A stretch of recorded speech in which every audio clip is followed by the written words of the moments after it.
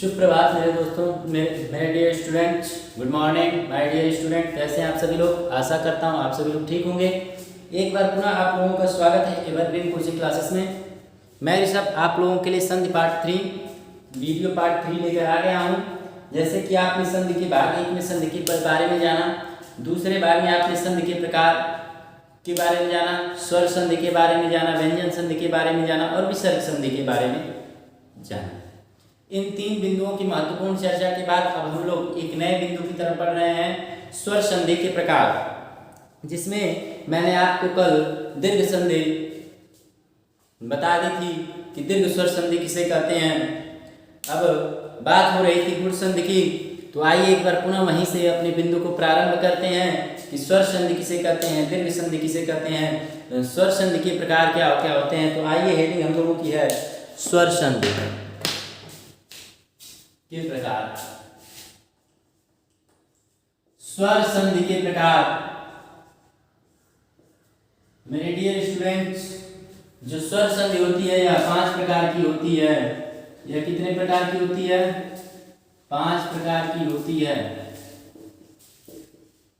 यह 5 प्रकार की होती है। जो हमारी स्वर संधि है वह 5 प्रकार की होती है। ठीक, पहला दीर्घ संधि। पहली आपकी संधि होती है दीर्घ संधि। दीर्घ संधि किसे कहते हैं? आइए पढ़ते हैं दीर्घ संधि के बारे में। दीर्घ संधि, ये दीर्घ संधि क्या होती है? दीर्घ संधि किसे कहते हैं? तो जब किसी स्वर के ह्रस्व या दीर्घ रूप के बाद उसी स्वर का जब एक सजाती स्वर के ह्रस्व या दीर्घ आपस में जुड़ के अपना दीर्घ ही बनाते हैं, जब एक सजातीय ह्रस्व या दीर्घ स्वर योग करते हैं,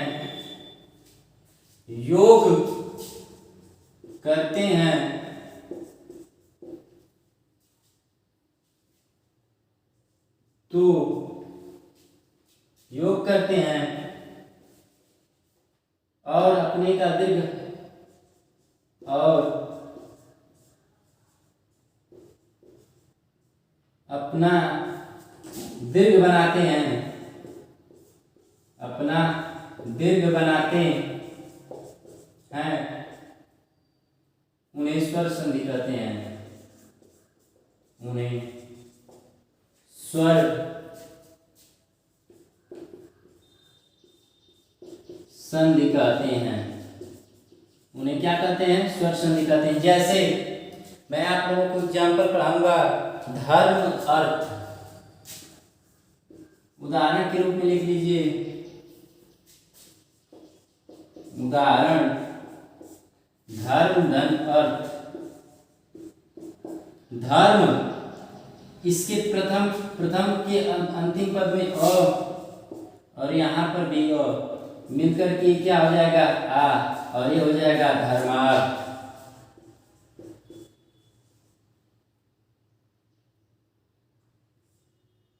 क्या हो जाएगा? धर्मार्थ। क्या हो जाएगा? धर्मार्थ। आप लोग एक बात समझिए कि यह और यह, मतलब जब एक सजाती ह्रस्व या दीर्घ स्वर योग करते हैं और अपना दीर्घ बनाते हैं तो उन्हें स्वर संधि कहते हैं। जैसे सुख अर्थ, सुख धन अर्थ, क्या हो जाएगा? सुखार्थ। क्या हो जाएगा? सुखार्थ। फिर जैसे एक आध एग्जाम्पल और ले लेते हैं, सत्या आनंद, सत्या धन आनंद हो जाएगा सत्यानंद। यहां पर आ और यहां पर भी आ, मिलकर के क्या हुआ आ। जब एक ही सजाती हस्व या दीर्घ स्वर मिलकर के योग करते हैं और अपना दीर्घ बनाते हैं, उन्हें स्वर संधि कहते हैं। देखिए मैंने क्या कहा था आप लोगों से कि जब एक ही सजाती हस्व या दीर्घ स्वर योग करते हैं और अपना दीर्घ बनाते हैं तो उन्हें स्वर संधि कहते हैं, उन्हें दीर्घ संधि कहते हैं, उन्हें दीर्घ स्वर संधि कहते हैं, उन्हें दीर्घ स्वर संधि कहते हैं। ठीक, ये हो जाएगा सत्यानंद। तो आप लोगों ने स्वर संधि अपना 5 प्रकार की होती है, जिसमें पहला होता है दीर्घ संधि। तो दीर्घ संधि किसे कहते हैं? जब एक सजाती हस्व या दीर्घ स्वर योग करते हैं और अपना दीर्घ बनाते हैं, उन्हें क्या कहते हैं? दीर्घ स्वर संधि कहते हैं। आपको यह बात हमारी समझ में आ गई होगी कि हम क्या कहना चाहते हैं। हमने कहा कि जब एक सजाती हस्व या दीर्घ, देखिए यहाँ पर हस्व स्वर है, यहाँ पर भी हस्व स्वर है, यहाँ पे दोनों का क्या है? दीर्घ स्वर है। तो क्या हो गया? इसे हम कहेंगे दीर्घ स्वर संधि। अब हम आगे बढ़ते हैं तो आप जानेंगे दीर्घ स्वर संधि किसे कहते हैं। दूसरा होता है गुण संधि। दूसरी क्या होती है आपकी? गुण संधि होती है। पहला प्रकार था दीर्घ संधि, दूसरा प्रकार है गुण स्वर संधि। गुण स्वर संधि, गुण स्वर संधि किसे कहते हैं?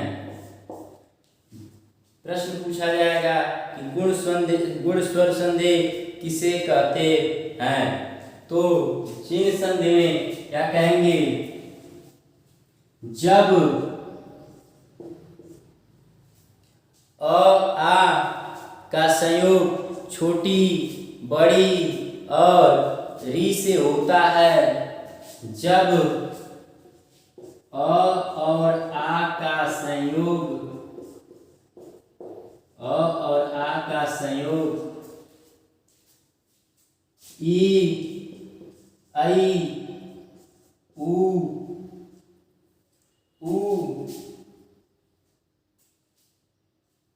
सॉरी ई आई और री से होता है। किससे होता है? री से होता है, री से होता है। तो वहां पर क्रमशः, तो वहां नए वर्ण ए ओ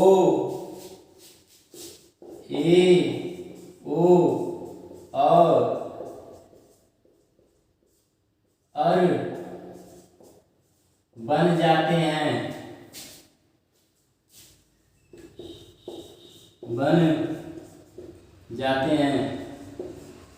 उन्हें ही गुण संधि कहते हैं, उन्हें ही गुण संधि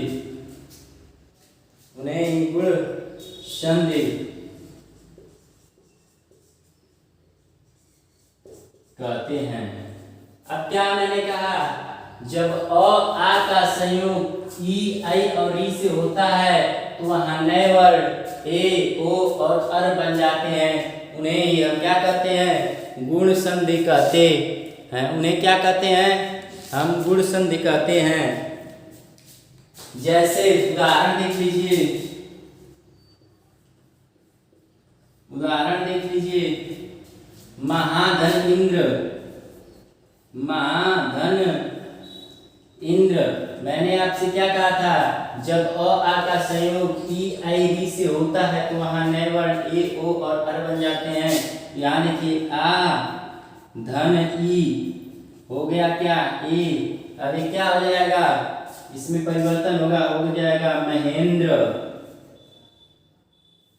क्या हो गया आपका? महेंद्र हो गया।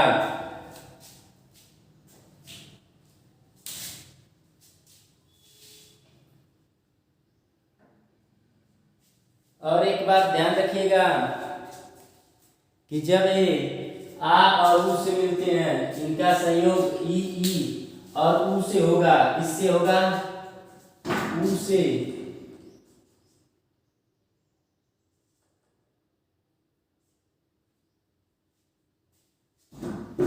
किससे होगा? उ से।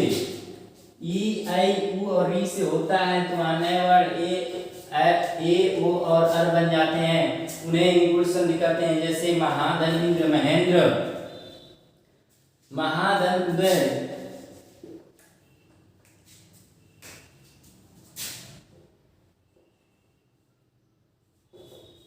महाधन उदय। मैंने क्या कहा? जब अ आ का संयोग ई आई उ और री से होता है तो वहां नए वर्ड ए ओ और अर बन जाते हैं, तो महाधन उदय हो जाएगा। क्या है आपका? आ धन उ बराबर ओ हो जाएगा आपका महोदय। क्या हो जाएगा आपका? आपका हो जाएगा महोदय। आपका हो जाएगा महोदय। देवधन ऋषि, देव धन आपका हो जाएगा ऋषि, देवधन ऋषि। क्या होगा? जब अ आ री के साथ संयोग करेंगे तो क्या हो जाएगा? अर हो जाएगा। ठीक। अ धन री बराबर गुण। ठीक। अब देखिए क्या हो जाएगा? देवर्षि, देवर्षि। क्या हो जाएगा आपका? देवर्षि। आप कहिएगा आपका क्या हो जाएगा? देवर्षि।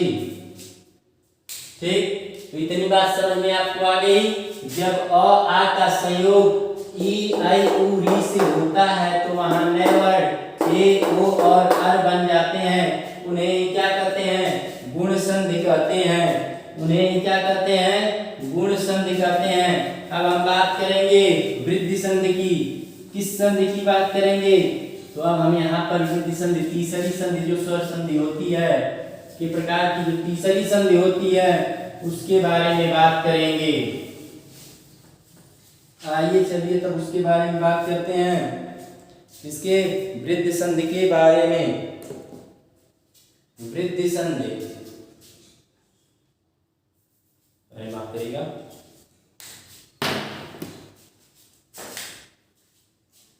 तीसरी संधि होती है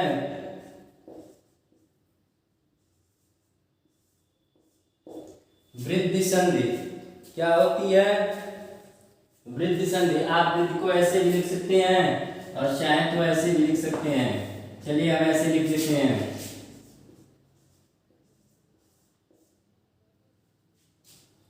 वृद्धि स्वर संधि, वृद्धि स्वर संधि। वृद्धि स्वर संधि किसे कहते हैं? आपको पढ़ना है वृद्धि स्वर संधि किसे कहते हैं। चलिए पढ़ते हैं। आइए देखिए वृद्धि स्वर संधि किसे कहते हैं।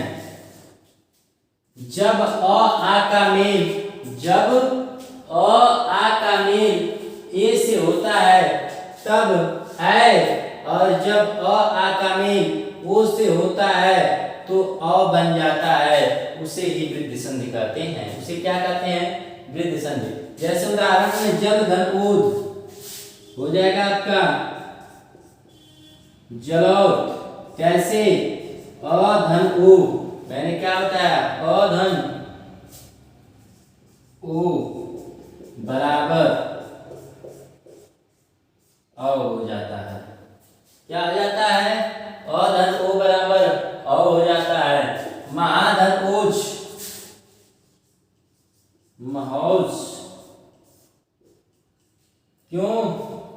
क्योंकि आ धन ओ भी क्या हो जाता है?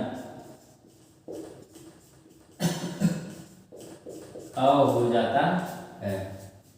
एक धन एक, तो जब अ आ का मेल ए से होता है तब ए हो जाता है, क्या हो जाएगा, एक एक, क्या हो जाएगा, एक एक, अ धन ए बराबर है। आप देख रहे होंगे,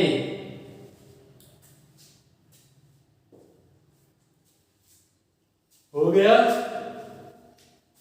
तो वृद्धि शब्द के बारे में आपने क्या जाना, जब अ आ का मेल ए से होता है तब ए, और जब अ आ का मेल ओ से होता है तो अ बन जाता है, उसे ही हम क्या कहते हैं, वृद्धि संधि कहते हैं। अब चौथा लेंगे हम यण संधि। क्या लेंगे, यण संधि लेंगे। यण संधि के बारे में हम पढ़ेंगे कि यण संधि किसे कहते हैं।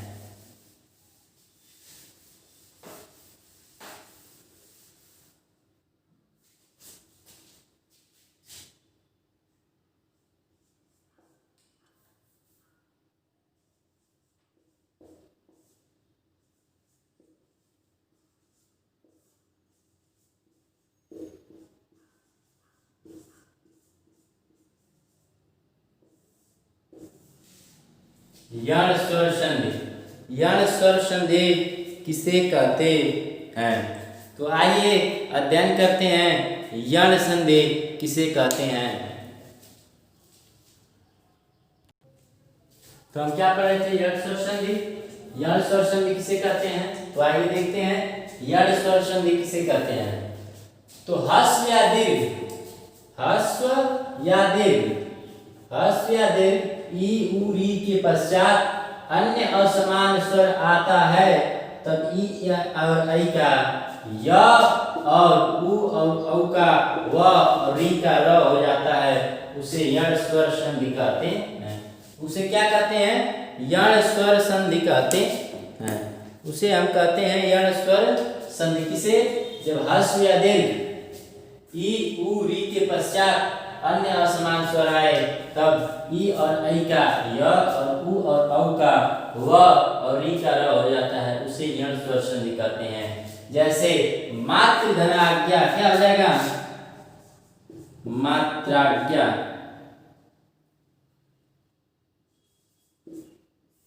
मात्राज्ञा, री और आ मिलकर के क्या हो गया, मेरा हो गया, ठीक। प्रति धन एक, आपका हो जाएगा प्रतीक। देखिए ई और ए का क्या हो गया, ए हो गया। सुधनार्थम क्या हो जाएगा आपका, स्वागतम। मैंने आपको पहले ही बता दिया यण स्वर संधि में क्या प्रक्रिया होती है। ह्रस्व या दीर्घ ई उ री के पश्चात अन्य असमान स्वर आता है तब ई और ऐ का य और उ तथा औ का व और री का र हो जाता है, उसे ही हम यण स्वर संधि कहते हैं। उदाहरण आप लोगों के सामने है, जो क्या है कि उदाहरण आप लोगों के सामने है।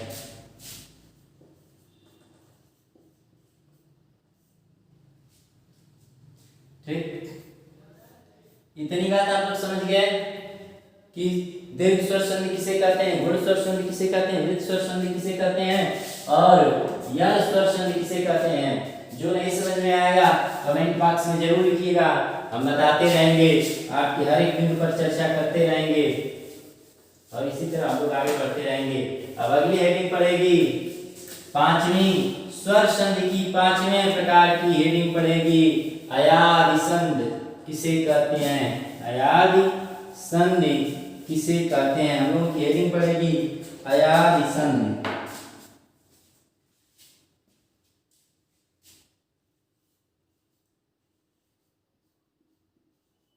क्या है हेडिंग आप लोगों की, अयादि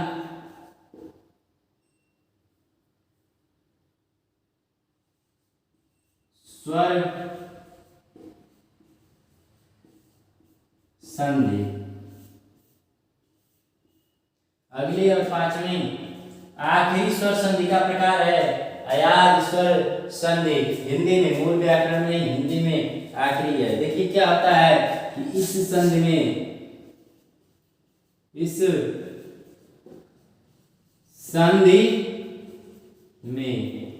संधि में ए ऐ ओ औ, ए ऐ ओ औ के स्थान पर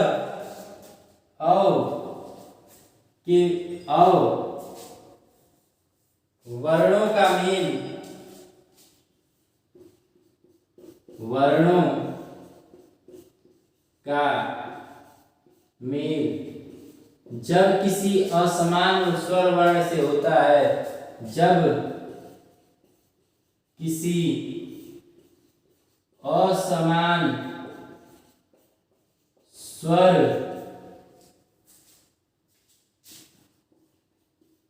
वर्ण से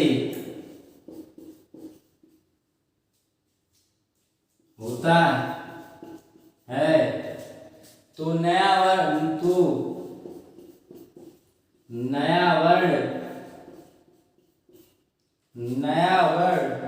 ऐ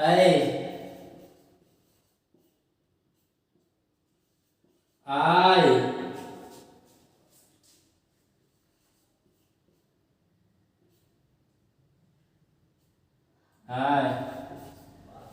औ आव तथा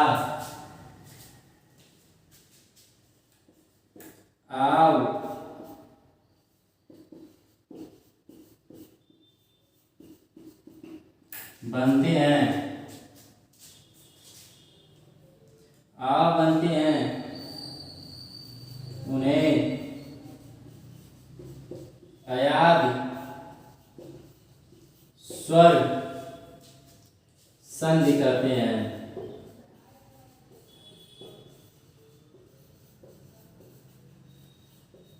उन्हें क्या कहते हैं? अयाद स्वर संधि कहते हैं। जैसे उदाहरण देखिए, आप परिभाषा एक बार समझ लीजिए। परिभाषा क्या है कि इस संधि में ए ऐ ओ औ वर्णों का मेल जब किसी असमान स्वर वर्ण से होता है तो नया वर्ण ऐ आय औ तथा आव बनते हैं, उन्हें अयाद स्वर संधि कहते हैं। जैसे भू धन अन, जैसे भू धन अन क्या हो गया? ओ धन अ, ओ धन अ बराबर हो जाएगा अब, क्या हो जाएगा? अब, और इसकी जगह पे क्या हो जाएगा? भवन, अवन भवन। जैसे पौ धन अक, पौ धन अक, जब अ है और अ यहाँ पर क्या है? औ धन अ क्या हो जाएगा? आव, तो यह क्या हो जाएगा? पावक, क्या हो जाएगा? पावक। पौ धन अक पावक। क्यों? क्योंकि अ धन अ बराबर क्या होगा आपका? आ होगा। ठीक उसी तरह ने धन अन, ए धन अ बराबर ऐ, ए धन अ बराबर क्या होगा? ऐ, इसलिए हो जाएगा नयन।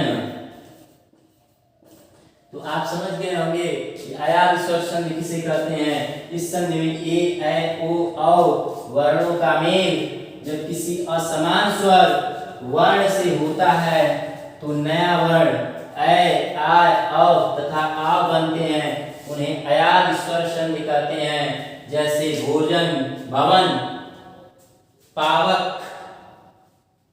नयन आदि ये क्या है? अयाद संधि के उदाहरण है। तो आपने पाठ 3 में पढ़ा स्वर संधि किसे कहते हैं? और स्वर संधि के पांचों भेदों के बारे में आपने पढ़ा। तो यानी कि आप संधि के 3 भाग पढ़ चुके हैं। चौथा और अंतिम भाग में आप लोगों के बीच कल लेकर के आऊँगा अपने नियत समय पर। तो तब तक के लिए आप हमारे चैनल को सब्सक्राइब करिएगा, हमारे लाइक बटन को लाइक करिएगा और कमेंट बॉक्स में जो सही न लगा हो, चाहे जो कुछ त्रुटियाँ हो उसको स्पष्ट करिएगा, या जो समझ में न आया हो उसे कमेंट करिएगा। हम आपकी समस्या का जरूर समाधान करेंगे। तो चलिए धन्यवाद। अगला हम आपको व्यंजन और विसर्ग संधि वीडियो के पार्ट नंबर 4 में लेकर के आएंगे। तब तक के लिए धन्यवाद।